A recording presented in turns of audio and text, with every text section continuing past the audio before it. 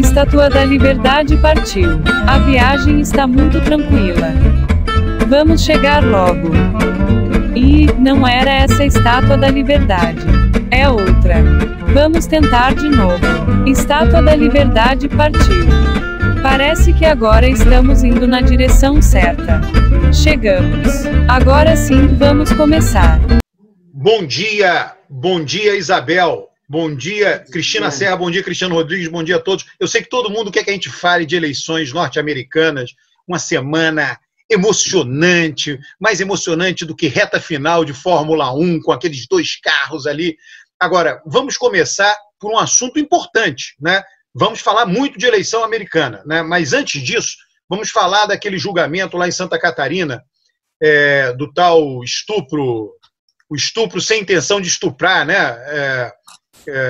Quer dizer, é difícil entender como é que isso acontece, né? Eu conheço as pessoas, né? Um cara mais velho uma vez falando para mim, ô Alberto, a voz dele era assim, Alberto, a mulher vai me querer assim, olha, eu digo para ela, se você gostar de pau mole, eu vou lhe levar à loucura. Né? Como é que é possível um estupro sem intenção? É que não é isso, né, gente? Né? Não, vai, Isabel, vai você. Vamos botar os pingos nos is. O negócio não é isso que a sentença diz. O caso é horroroso. O que as pesquisas, os trabalhos sobre o sistema de justiça criminal em casos de violência contra a mulher e em casos de estupro mostram bom, tudo, na verdade, no sistema de justiça criminal funciona em razão das moralidades situacionais. Ou seja, quando o caso desperta vontade dos agentes de agir, de perseguir, de atuar de uma maneira mais dura, eles atuam de uma maneira mais dura. Quando não lhes interessa, seja porque acham que a mulher é puta, seja porque acham que o cara é um cara que estava agindo no direito de agir, aí eles não produzem o julgamento com a mesma intensidade, com as mesmas, digamos assim, com a mesma força, né? Então, o que acontece em todo o sistema de justiça criminal é uma atuação, sim, moral, embora eles neguem, porque existe uma coisa que se chama a possibilidade do juiz decidir justificar como ele quiser o que ele está decidindo, desde que ele faça uma justificativa jurídica. E aí, então, nesse caso, ele é um caso horrendo, né? Mas o juiz fez uma decisão, uma sentença, dizendo que não existe estupro culposo, por isso ele ia absolver o réu. Então, a argumentação é essa. Qual a diferença, né? Ter a intenção de estuprar ou não ter a intenção de estuprar. O dolo é exatamente isso. E o estupro, sim, ele depende de intenção para se consumar. E aí, o que na sentença ele diz é isso, olha, como não existe estupro culposo, o cara não tinha intenção, eu vou absolver. E aí, isso, para mim, essa repercussão toda mostra também o poder das redes sociais, né? Mostra como as redes sociais, as pessoas pegam a parte que elas querem do caso e aí elas ficam falando estupro culposo, quando o juiz não disse isso. Não estou dizendo que o juiz está certo, a atuação dele foi horrenda no caso, foi horrorosa, a audiência é deplorável, a maneira como ele não consegue também proteger a vítima, no sentido de que a vítima merece respeito, né? A vítima merece um tratamento minimamente digno.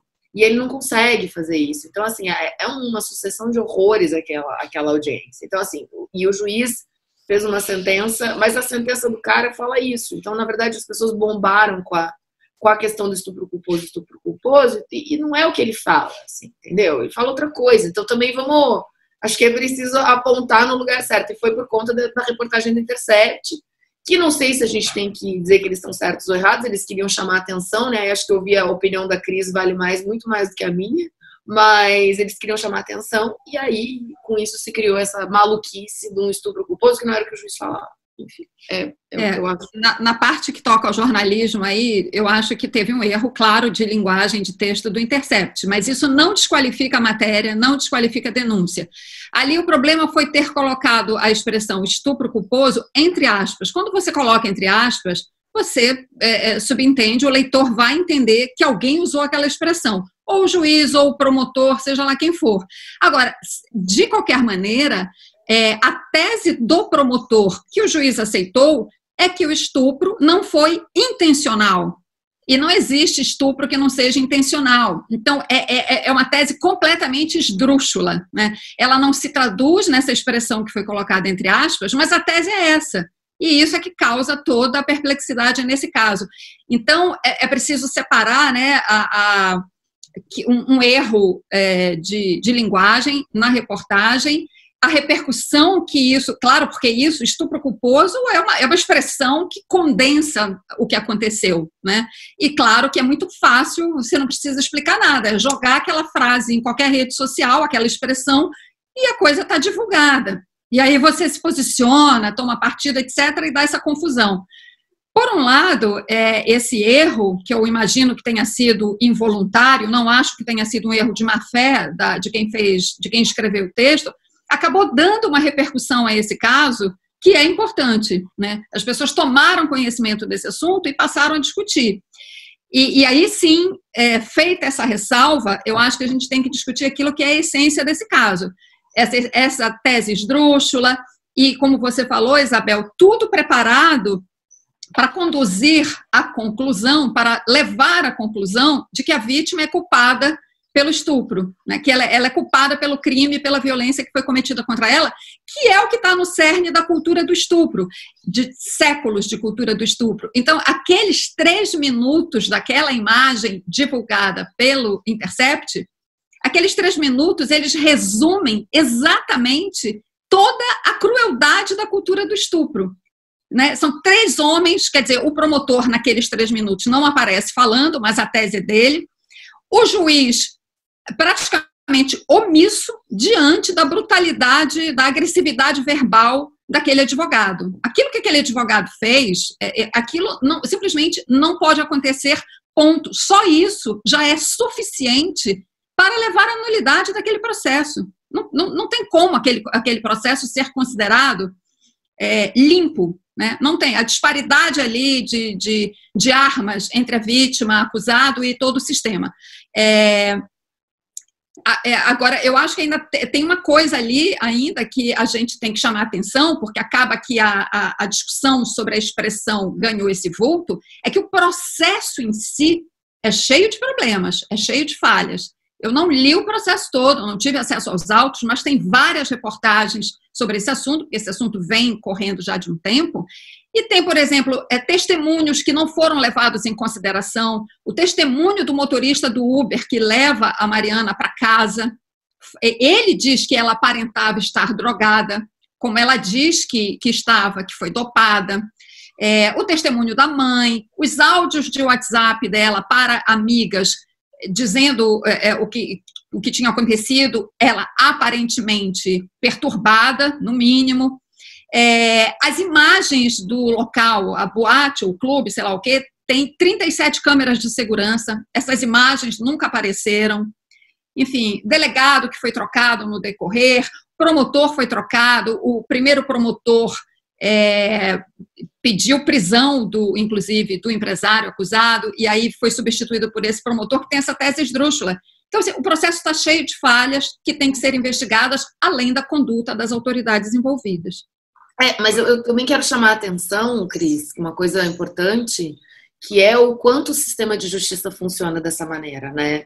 É o tempo todo, assim. As pessoas se surpreendem, eu não estou dizendo que a gente não tem que se surpreender, esse caso tem que ser explicitado, esse caso é um caso que merece, inclusive, ser levado à Corte Interamericana de Direitos Humanos, acho que as pessoas precisam falar sobre isso, essa questão da maneira como as mulheres são tratadas, mas assim, eu fiquei durante 1 ano e meio assistindo audiências e eu vi muitas vezes as mulheres sendo tratadas assim e vi julgamentos de estupros combinados com homicídios em que, por uma questão moral do promotor ou da promotora que estava atuando no dia, a pessoa era tratada de uma maneira completamente diferente. Então, assim, eu acompanhei 2 casos que eu acho que é importante chamar a atenção, que um era uma mãe de família, e assim, a gente está falando de uma coisa que aconteceu no caso do Doc Street, né, que assim, que tá hoje no Praia dos Ossos, que tá na moda, o pessoal tá vendo muito esse podcast, então, 2 casos que são... Isabel, explica para o pessoal o Doc Street. O caso do Doc Street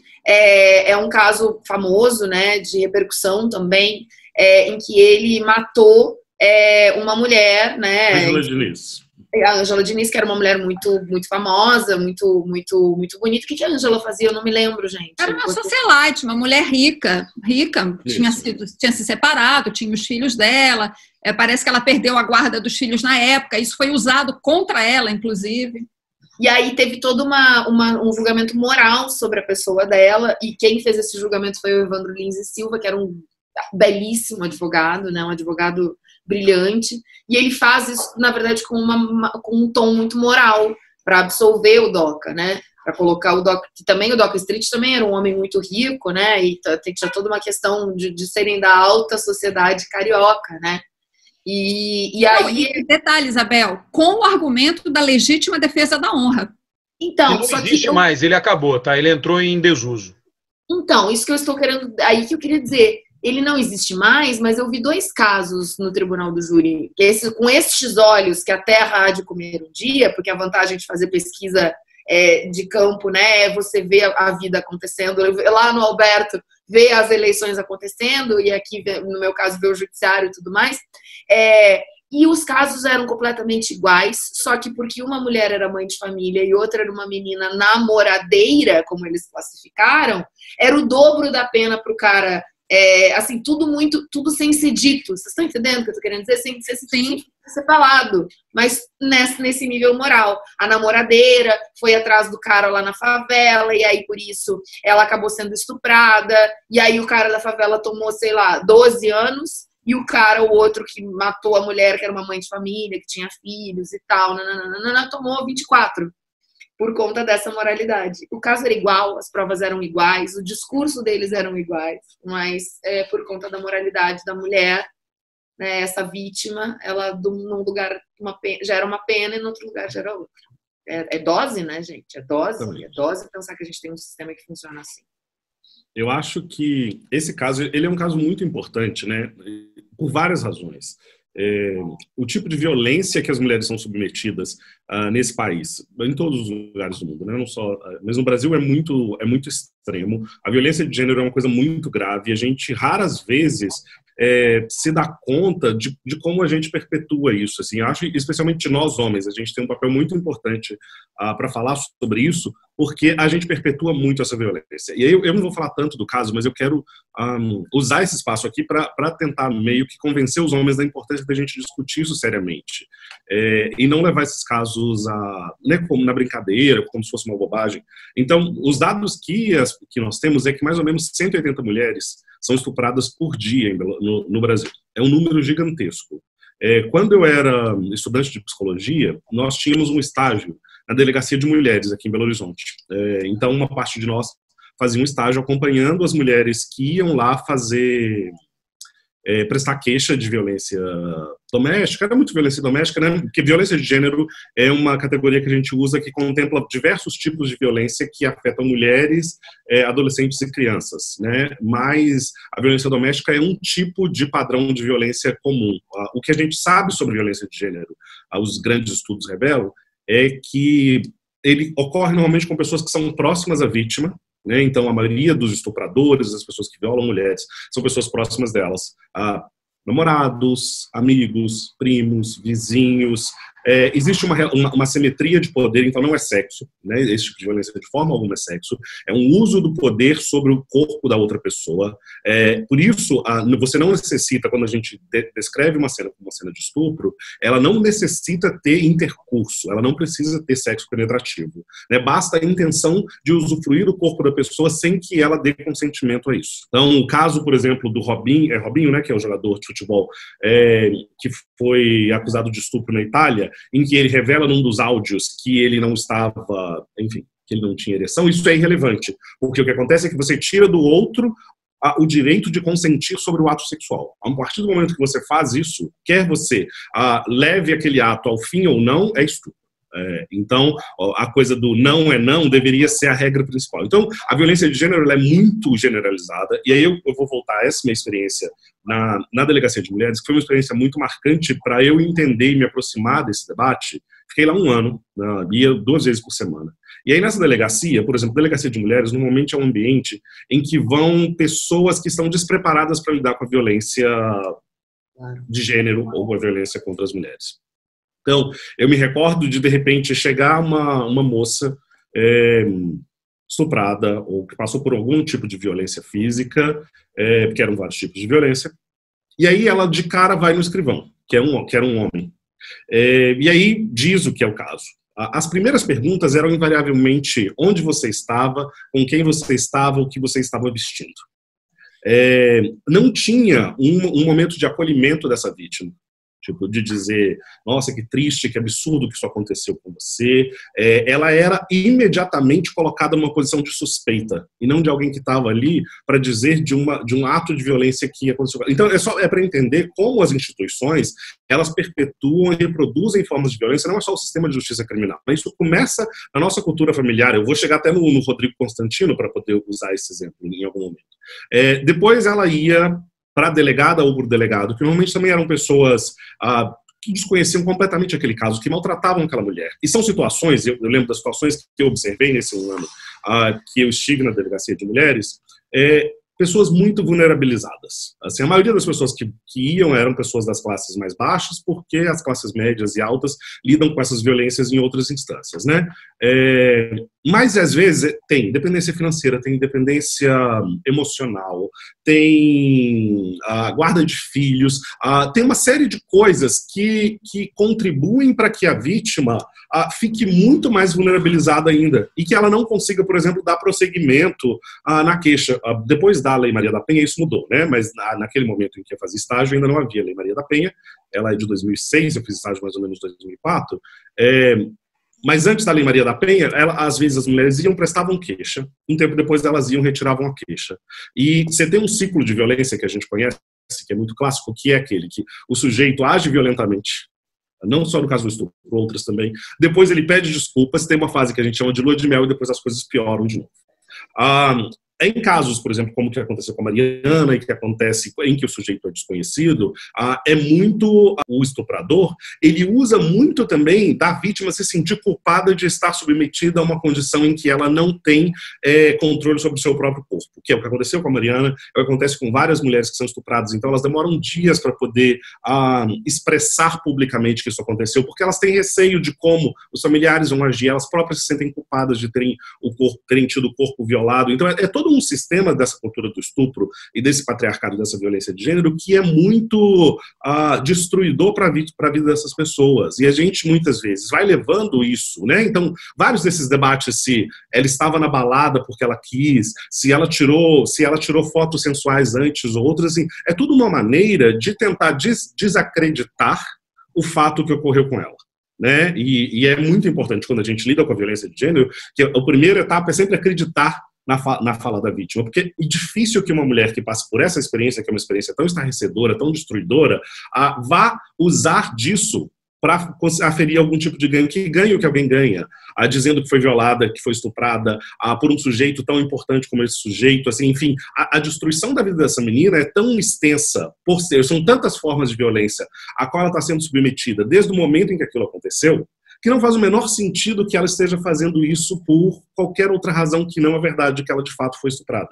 E, aliás, a coragem dela isso. De ter denunciado nas redes sociais, que depois ela perdeu, inclusive, o direito de... Inclusive, as redes sociais dela foram canceladas por conta de negociação na justiça. Eu vou falar de um outro caso, a Amanda Audi, que é uma jornalista do Intercept, veio a público também falar que sofreu violência sexual por parte de um professor da UNB, bastante conhecido, e logo em seguida ela teve que retirar o post do Twitter porque recebeu uma notificação judicial e ela não tem condições de entrar na justiça. Então, as formas de violência, isso, né, revela muito quais são as posições de poder que nós homens ocupamos. Então você vê como essa violência é muitas vezes perpetrada e é repetida por agentes da justiça e agentes de proteção social que são outros homens, se protegendo e não reconhecendo a justeza dessa vítima. Eu acho que um vídeo como esse, que demonstra aquela audiência, deveria ser vista por todos os homens. As mulheres, eu diria que não, porque deve ser muito dolorido ver aquela cena. Para que a gente aprendesse a se solidarizar com aquela experiência no máximo que a gente conseguir. Olha só, eu queria perguntar uma coisa para a Isabel sobre o que ela falou. É muito interessante esse negócio de moralizar. Uma coisa é a pena, né? Os fatos podem ser os mesmos, né? Uma coisa é a pena para um estuprador, né, de uma mulher que era, sei lá, mãe de família e outra para uma mulher que estava na balada, né? A minha pergunta para você, Isabel, é se existem estudos comparados sobre isso, se algo semelhante ou diferente ocorre em outro país, como, né, se essa moralização do papel da vítima, se tem isso relacionado ao estupro, quer dizer, deve ter, se você conhece, poderia mencionar algum padrão, algum parâmetro de comparação. Isabel, me dá licença só um minutinho, eu queria complementar uma coisa que o Cris falou. De fato, aquele vídeo é muito duro de assistir, mas ele é pedagógico, não só para os homens, por tudo que você falou, mas para as mulheres, pela coragem da Mariana. Volto a dizer, essa menina é de uma coragem admirável. Inclusive, uma colega escreveu um texto muito bonito sobre essa coragem dela, foi publicado na Folha. Estela Aranha escreveu um texto super bonito. E ela pede respeito na audiência. Eu acho que isso é uma coisa muito importante, né? O tempo isso todo mesmo. ela tá... Eu quero falar duas coisas só, uma complementando o Cris primeiro, que é justamente a manipulação dessa categoria violência de gênero. No caso brasileiro, ela foi transformada em violência doméstica. Só isso já mostra, no caso da Lei Maria da Penha, só isso já mostra as moralidades envolvidas. Como se só pudesse ser violentada uma mulher que está dentro do seu lar, uma mulher que segue as regras do lar, né? Que segue as regras de se comportar como a sociedade espera. Então, essa mulher é digna da tutela do Poder Judiciário. Isso aconteceu na discussão sobre a Lei Maria da Penha. E outra coisa que eu acho importante de falar sobre a Lei Maria da Penha é que ela foi uma lei muito ampla. Ela trouxe mecanismos de proteção da mulher, inclusive do ponto de vista de atendimento psicológico, de atendimento de serviço social, de atendimento médico, e que são absolutamente negligenciados pelo poder público, uma série de atendimentos necessários à mulher que sofre violência, né? Atendimentos de todo tipo, na verdade. Então, eu gosto de chamar atenção para isso, que a Lei Maria da Penha é muito mais complexa do que criminalização, e as pessoas acabam olhando só para o lado da criminalização. E sobre essa pergunta do Alberto, é muito, muito interessante, porque sim, eu acho que sempre a mulher tem essas questões de moralidade envolvidas. Eu me recordo de um texto muito interessante sobre administração de casos na Argentina. Só que a diferença é que, por exemplo, a sociedade argentina vai para a rua, luta, grita, né, as mulheres fazem manifestações, toda essa questão politizada da sociedade argentina que a gente não tem. Então, E a chilena? E na justiça, Isabel? Na justiça também. As moralidades sobre as mulheres eu acho que são meio unânimes na sociedade ocidental, viu? Acho que sempre vai ter, claro, que em outros estados, né, outros lugares, isso é mais, digamos assim, matizado, talvez, ou mais controlado, né? Por exemplo, na França, se a gente pensar a quantidade de controle que existe sobre o Poder Judiciário, talvez dê uma mitigada nisso.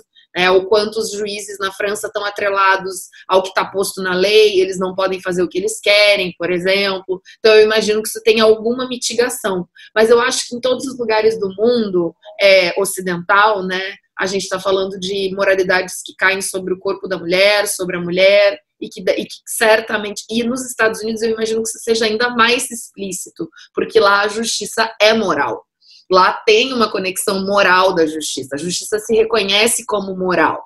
Então, eu suponho, inclusive, que as penas sejam diferentes em cada estado, a depender do quanto o estado é mais voltado a essas questões. Por exemplo, no Texas deve ser um tipo de punição e em São Francisco deve ser outra, né? Tanto que a gente pode pensar na relação com as drogas. Mas na justiça norte-americana, isso é explícito.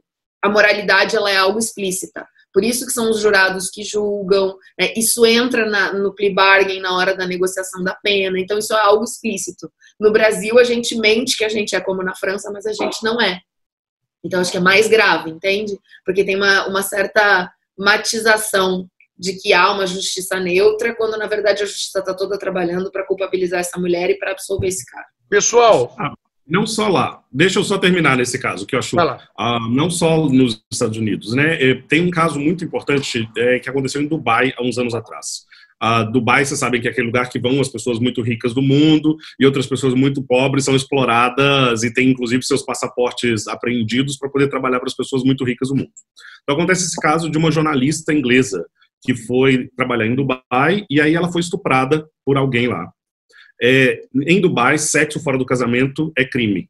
E essa mulher foi presa e julgada e deportada de Dubai por ter feito sexo com um sujeito fora do casamento. Mas a dimensão do estupro não foi considerada, porque ela fez sexo fora do casamento. É quase a mesma lógica do Rodrigo Constantino ao falar sobre se ele tivesse uma filha e essa filha fosse estuprada e aquela situação indicasse que ela estava até um dado momento consentindo com a experiência, né? Porque ele vai dizer, se ela estava numa festa com vários homens e bebendo e de repente ela foi estuprada, é meio difícil até reproduzir as palavras horríveis que ele diz, mas aí que ele diz que ele vai colocá-la de castigo e que ele não vai correr atrás do estuprador, representa muito o padrão dessa cultura machista de estupro que ela é presente em todas as sociedades ocidentais que a gente conhece, assim. Ela não é particularmente brasileira. E, obviamente, a moralidade também judicial não é particularmente brasileira. Cristiano, agora o problema do Rodrigo Constantino foi resolvido pela Anitta. Ele chorou até por conta da Anitta. A Anitta acabou de criar essa semana a mais nova instituição de correição do Brasil, o Cintaralho. Agora não tem jeito, passou na frente dela, errou. Ela é fantástica, eu sou um admirador da Anitta. Agora é o seguinte, e a eleição nos Estados Unidos? O que ela revela sobre a cultura americana, Isabel? Ai, gente, deixa isso aí para vocês. Eleição não é eu vou dizer, não. A primeira coisa... Eu falo do judiciário, mas de eleição eu deixo para vocês dois aí. O que ela revela sobre os americanos? Vocês já viram que nos Estados Unidos não tem trem-bala? Eles têm tecnologia para ter trem-bala, mas não tem. Por que vocês acham que nos Estados Unidos não tem trem-bala? Cara, muito tempo atrás, eu fui de Sevilha para Madrid de trem-bala. Eu não entendi aquilo. O nome do trem é ave, né? Voa rapidamente como uma ave. Eu não entendi aquilo. Porra, como é que esses caras têm trem-bala de Sevilha, sei lá, do sul da Espanha para... Já faz muito tempo isso. Os Estados Unidos não tem trem-bala. Por quê? Todo o transporte ferroviário de passageiros é extremamente deficitário. Se o trem for bala, é mais deficitário ainda. É estupidamente deficitário. Então, o que existe na cultura americana? É uma alocação de recursos, é uma paranoia, uma obsessão por alocação eficiente de recursos. Né? Eles fazem a conta. Bom, se aqui, que eu vou levar as pessoas daqui para lá, elas vão economizar 10 minutos de tempo, mas eu vou pagar tanto, não faz sentido. É interessante, Isabel, quando você vê as decisões judiciárias, eles dizem isso. O juiz sempre diz isso, olha, a gente vai tocar isso para frente, vai custar muito para a justiça tocar isso para frente, é muito custoso, vamos parar aqui. É o tempo inteiro pensando em custo.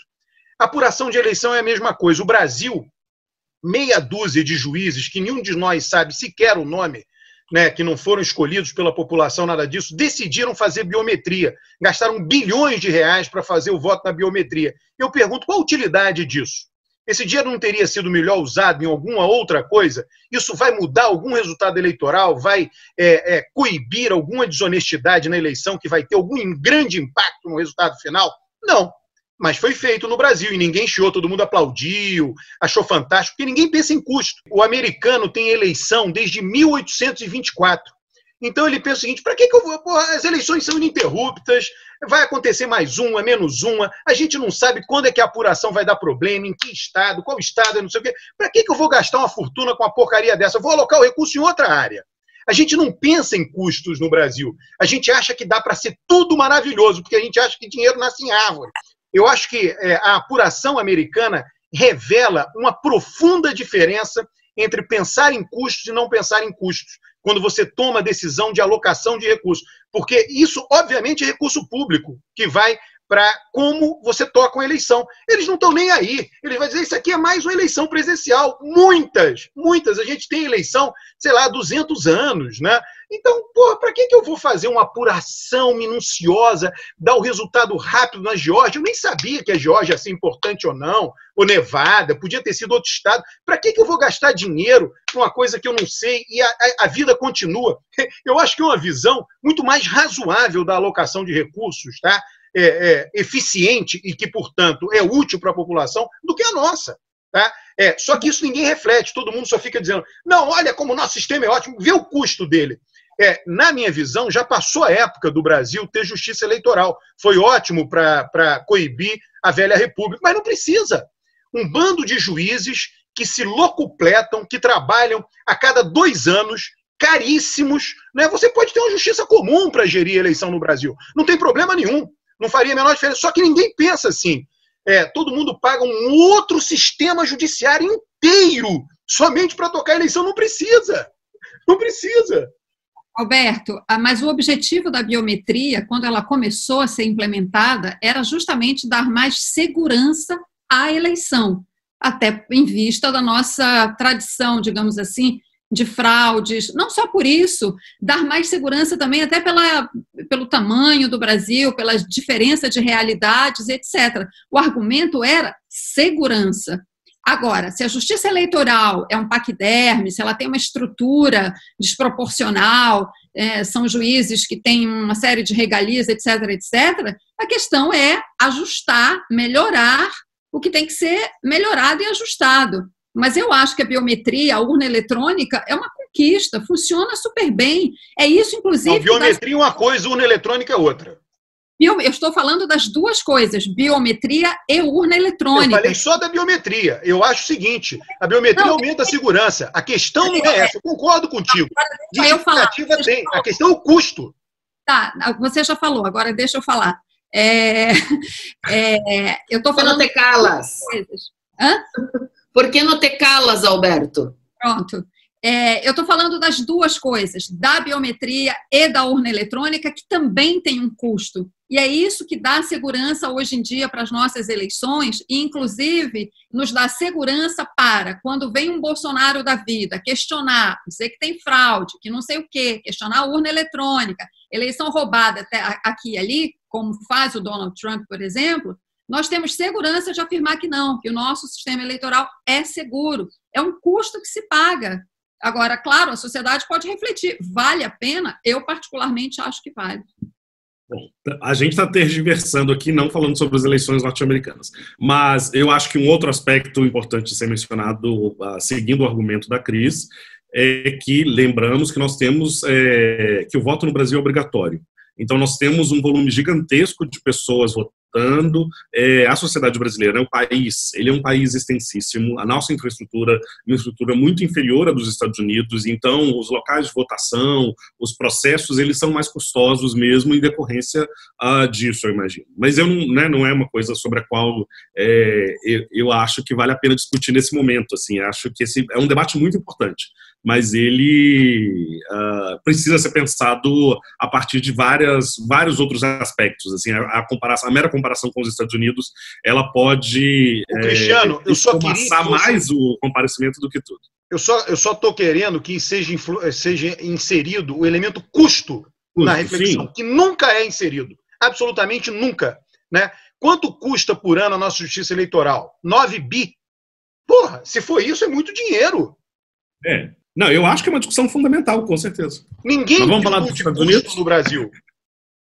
Vamos falar um pouco dos Estados Unidos essa semana, que foi muito interessante, só para a gente tentar concluir, né? Todo mundo já sabe, tivemos eleição no dia 3, não sabemos ainda quem é o presidente eleito, por mais que o Trump... Hoje que a gente está gravando sexta-feira, domingo. Não, mas já sabemos, olha só. Sabemos, mas não podemos... Vamos fazer um resumão aqui, né? Para a galera, que nem todo mundo é igual a gente, que ficou acompanhando praticamente 24 horas por dia. Ou seja, fazer um resumão de tudo que a gente já falou nesses programas. Bom, 100 milhões de pessoas votaram antecipadamente. Uma parte dessas pessoas votou presencialmente, outra parte votou por correio. Segurem a parte da informação das pessoas que votou por correio. Havia uma ideia de que aquelas pessoas que votaram antecipadamente eram mais democratas do que republicanos. O Trump, lá no início da campanha, falou: voto pelo correio vai dar errado, vai ser fraudulento, isso não está certo, tirou dinheiro dos correios para poder impedir que as pessoas votassem pelo correio, ou seja, ele já foi minando ali, ele já tinha uma intenção. Tivemos a eleição no dia 3. Os institutos de pesquisa estavam dando na semana passada, eu me recordo de ter dito isso no programa, há uma diferença de 8 a 10%, de 8 a 10 pontos entre o Biden e o Trump, o que é muito atípico nos Estados Unidos, já que uma eleição nos Estados Unidos se vence com uma diferença de 3 a 4 pontos no máximo. Chegou no dia 3, e aí começou a apuração. O que aconteceu? O Trump acabou se saindo melhor naqueles estados que nós sabíamos que ele sairia melhor, e as votações por correio, as cédulas pelo correio, não começaram a ser contabilizadas todas automaticamente. A apuração começou pelo voto presencial no dia, né? Então, 100 milhões de pessoas votaram antecipadamente, mas nós temos até agora aproximadamente 50 milhões de pessoas votaram no dia 3. Então, são 150 milhões de eleitores. O que aconteceu? Isso deu a impressão na terça-feira de que o páreo estava mais apertado do que de fato estava. O Trump foi a público e se declarou vencedor e começou a pedir para parar a contagem de votos. O Biden, por outro lado, falou, não, vamos continuar os votos. E aí está ali na beiradinha. O Biden tem hoje 264 delegados, ele precisa de mais 6 para ser eleito, e temos uma disputa páreo a páreo na Geórgia. Enquanto eu falo aqui neste momento, né, o Biden está vencendo na Geórgia por 900 votos.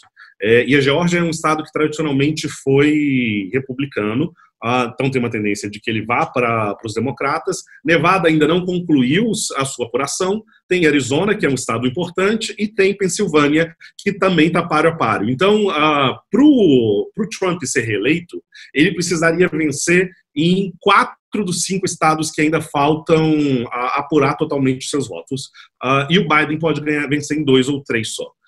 Sendo que ele tem vantagem nesses estados. Então, está praticamente garantido que o Biden vai vencer. Ontem aconteceu um fenômeno importante, e eu acho que isso é muito importante para pensar a democracia nos Estados Unidos e essa coisa dos riscos da democracia que a gente tem falado.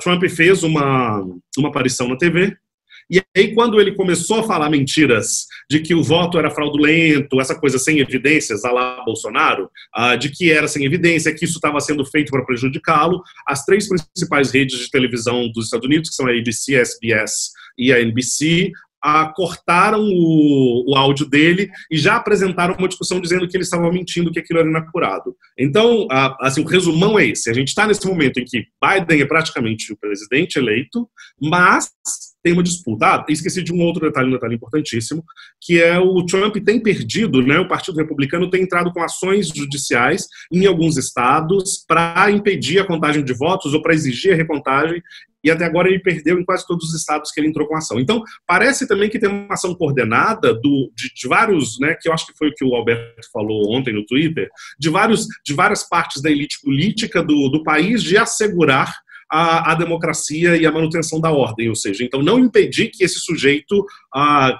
construa ainda mais caos do que ele já tem construído. O Cristiano, eu até chamei a atenção que lá juízes diferentes, em lugares diferentes, tomaram a mesma decisão. Se fosse aqui no Brasil, teria um juiz que teria parado a contagem, aí um juiz acima dele teria liberado a contagem, aí outro juiz teria parado de novo, porque o juiz toma a decisão que ele quer. Mas lá não é assim, né? A justiça é uma engrenagem, você muda a pecinha, a engrenagem continua funcionando. A pecinha só faz com que aquela engrenagem funcione. Uma coisa interessante também que está acontecendo nos Estados Unidos, né? Nessa coisa aí que a gente fica discutindo aí, né, que eu chamo a atenção, lá muita gente questionando o colégio eleitoral. O colégio eleitoral dá peso aos estados. A gente passou a semana inteira falando dos estados americanos, sem esquecer o eleitor, porque, é claro, está lá contando o voto. Então, na verdade, o resultado da eleição americana é uma interação entre a vontade do povo e a decisão dos estados, né? É muito interessante isso, né? E a apuração americana, ela não é nacionalizada, né? Ela é estadualizada, né? E a regra eleitoral lá, enfim, ou seja, é um país que se constituiu de baixo para cima. Os estados é que dizem a forma pela qual o presidente será escolhido. Se vai ter votação 24 horas, se vai ter pelo correio, se não vai ter, que horas vai apurar, que não vai. É os estados que concedem o direito de eleger o presidente. Os estados dizem, olha aqui, agora, enfim, vai ter quem tem mais votos, etc., não interessa, mas eu vou dizer como você vai ser eleito. E cada estado tem essa autonomia. Então, é uma tradição inteiramente diferente, a tradição de um país que foi formado a partir dos estados. né, e não Sim. a partir de uma união, de uma centralização, de uma coroa que desembarcou no Rio de Janeiro e disse assim, bom, agora nós temos um país e todo mundo vai ficar submetido à vontade do rei aqui que veio governar o país. Lá é o contrário, né? O presidente, a escolha do presidente está submetida à vontade dos legisladores estaduais. É bem interessante isso. É muito diferente para nós. É um choque cultural nesse aspecto. Eu queria mencionar um aspecto que o Cris falou aqui.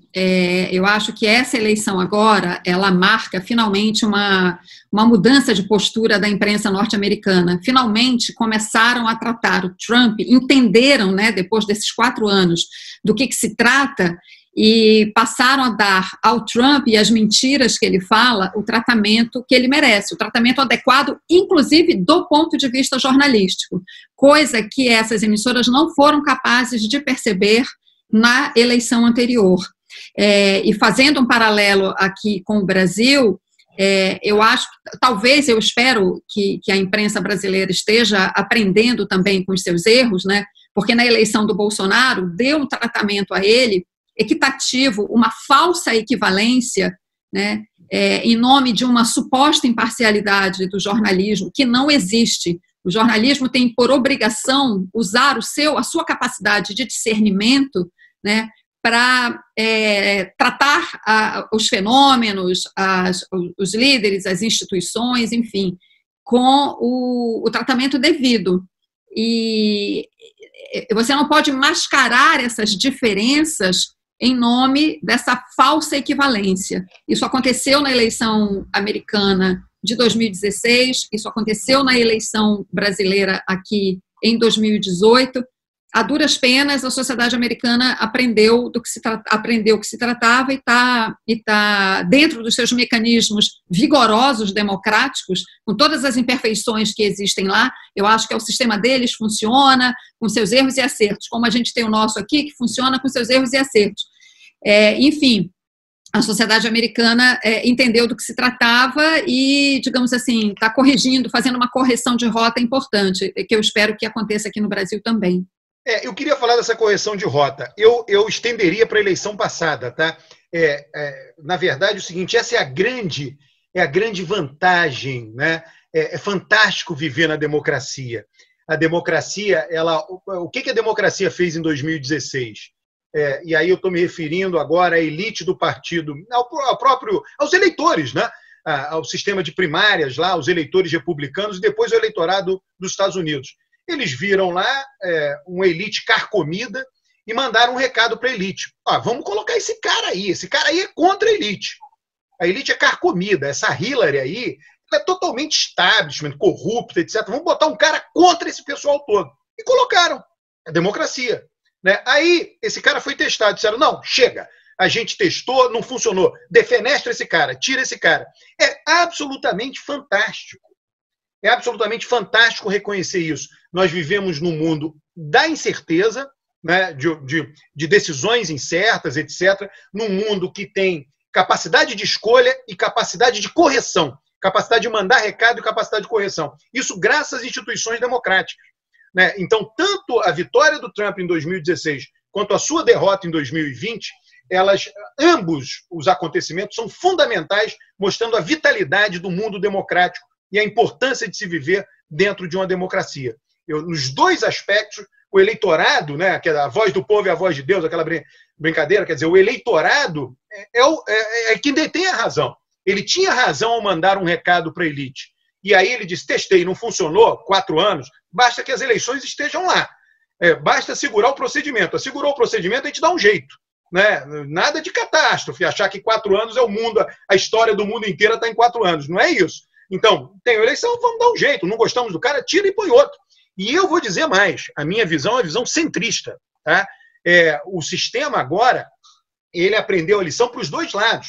O Bernie Sanders, no meu entender, eu sei que nem todos aqui concordam, era um oportunista. Ele era um independente a vida inteira, quis ser candidato a presidente, e aí foi para o Partido Democrata. Né? O oportunismo está aí. Né? Ele, se não fosse oportunista, teria sido candidato a presidente pelos independentes, como independente, mas ele viu que não dava, ele disse, de uma forma oportunista, ele se filia ao Partido Democrata para ser escolhido. Aí o Partido Democrata diz, alto lá, malandro, Os republicanos já fizeram isso com Trump, com você não. Então, o sistema teve essa sapiência, né? Ele neutralizou o radical de esquerda e neutralizou o radical de direita. E coloca agora no poder um centrista pela esquerda deles lá, a esquerda norte-americana é o Partido Democrata. Então coloca no poder um centro-esquerda e diz, agora dá o bastão para esse cara para ele resolver essa bagunça que está aí.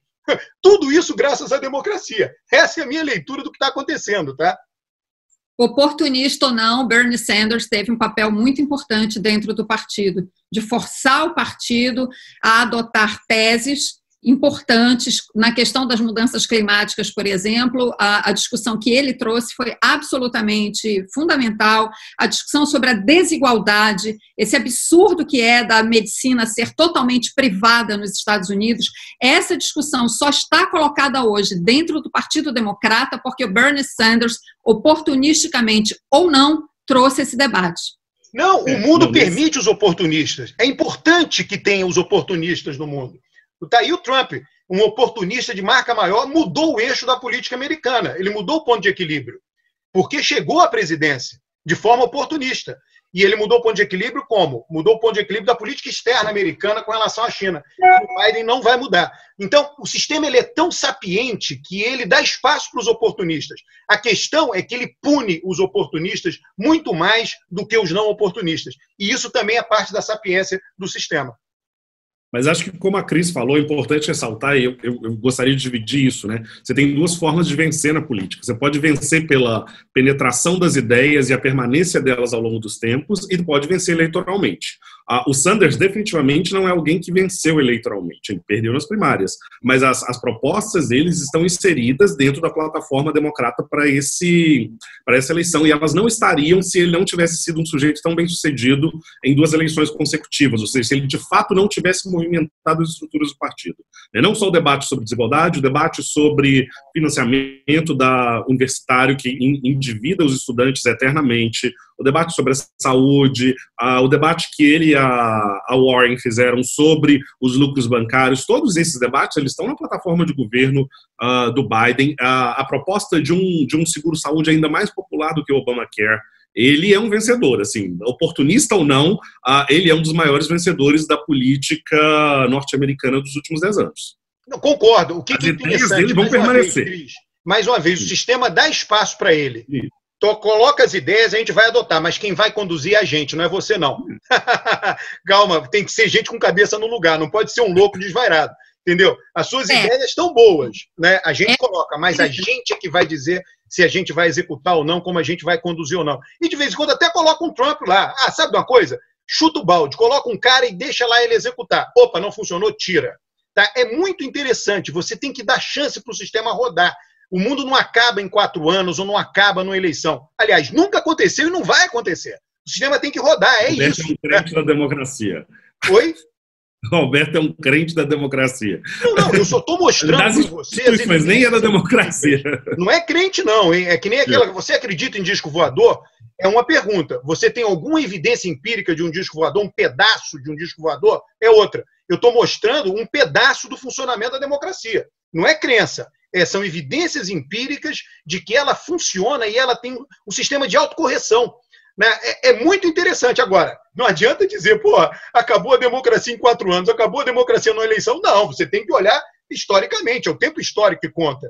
Não é o tempo de uma foto. Né? A democracia ela tem esse mecanismo interno absolutamente brilhante de autocorreção dos erros.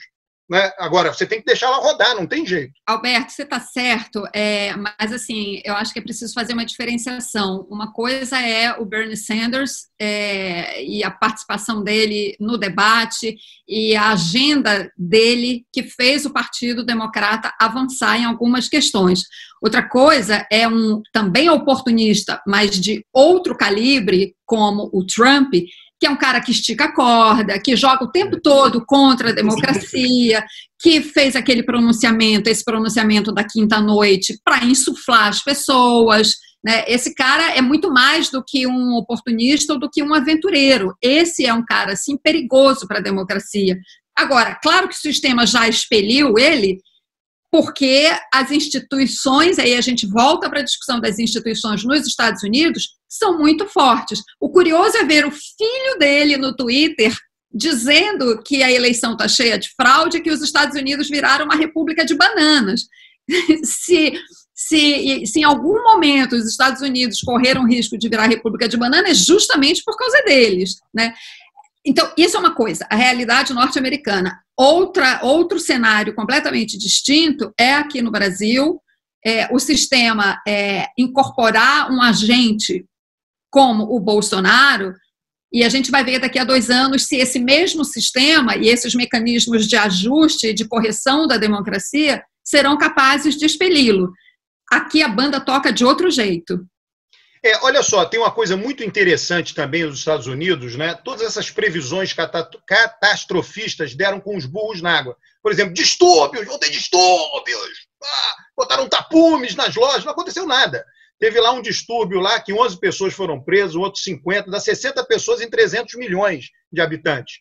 É risível, né? Os pequenos distúrbios que aconteceram lá são absolutamente risíveis, né? Então não aconteceu nada disso. Trump foi desautorizado pelas organizações privadas de mídia, Trump está sendo moído publicamente. Tem uma coisa muito interessante dessa lerdeza das apurações. Agradeçamos a Deus por estar acontecendo dessa forma. Trump está sendo torturado em público, do ponto de vista simbólico, do ponto de vista jurídico, do ponto de vista político. Quanto mais demora a apuração, e todo mundo já sabe qual o resultado que vai ser, mais Trump é torturado. Ele foi abandonado pelo Partido Republicano, ninguém no Partido Republicano quer nenhuma recontagem, porque esses mesmos votos que estão dando aí a vitória para o Biden elegeram senadores republicanos e deputados republicanos, ou seja, todo mundo que está jogando o jogo, que está lá dentro, senadores e deputados que são eleitos e reeleitos, não querem ruído no sistema.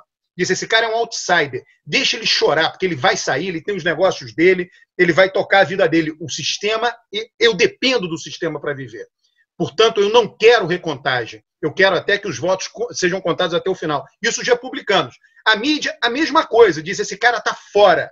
Lima esse cara. Eu achei interessante daquela suspensão da declaração dele nos 3 programas lá. Se eu não me engano, foi no ABC. Você, Isabel, que gosta, que acompanha a parte cultural, um daqueles locutores falou o seguinte: eu lamento ter que interromper o presidente dos Estados Unidos. Cara, eu achei fantástica aquela frase.